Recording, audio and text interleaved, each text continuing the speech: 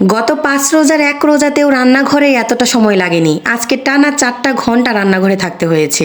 এর একটাই কারণ, আগে থেকে কোনো কিছুই গুছিয়ে রাখিনি। যেমন সাহারির টাইমটাতে আমি ছোলা ভিজিয়ে রাখি, ডাল ভিজিয়ে রাখি, আজকে কোনোটা করতেই মনে ছিল না। এর উপর আজকে সকালবেলা ঘুম থেকে উঠতেও লেট হয়ে গিয়েছে। আজকে 9টায় ঘুম থেকে উঠেছি।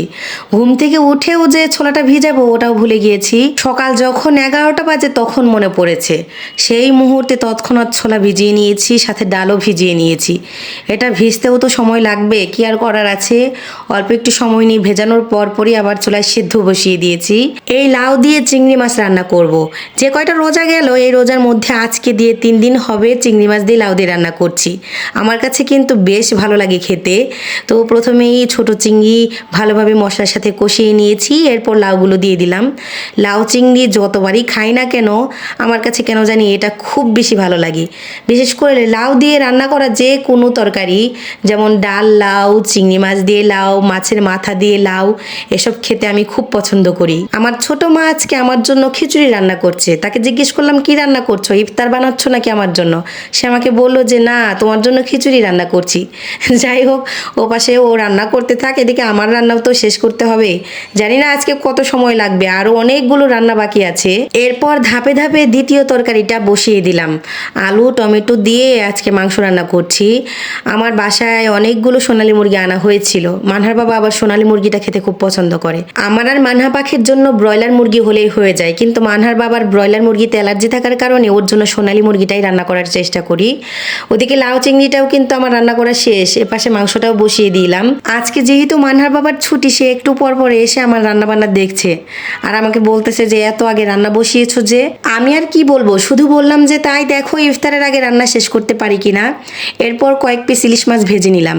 ইলিশ মাছটা ভেজেছি হচ্ছে আলু আর বেগুন দিয়ে ঝোল করে রান্না করার জন্য।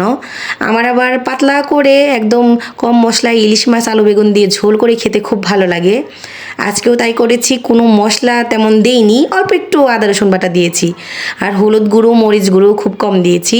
এভাবে ইলিশ মাছটা পাতলা করে ঝোল করে খেতে আমার খুবই ভালো লাগে। সব মিলিয়ে আজকে 3 রকমের তরকারি রান্না করেছি।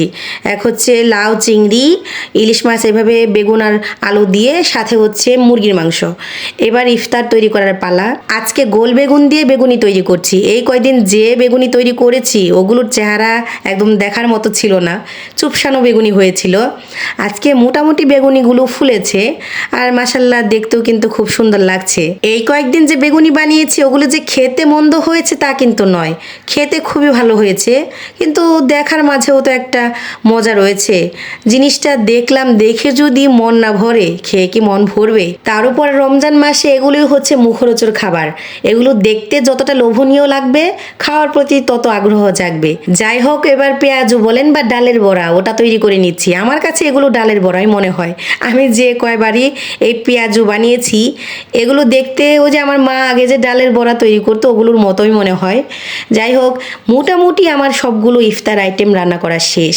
এই যে মুচমুচে ডালের বড়া, বেগুনি, আলুর চপ সবকিছু আমি একটা হাঁড়িতে রেখে দিয়েছি গরম থাকার জন্য।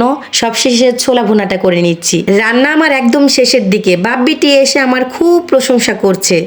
আমার আজকে রান্নাগুলো খুব ভালো হয়েছে, আমি অনেক সময় ধরে রান্না করেছি, এর জন্য আমাকে ওনারা 2 জন অসংখ্য ধন্যবাদ জানালো। টানা 4 ঘন্টা রান্নাঘরে থাকার পর বাপ্পিটির মুখ থেকে প্রশংসা শুনে আমি তো আজকে বেজায় খুশি।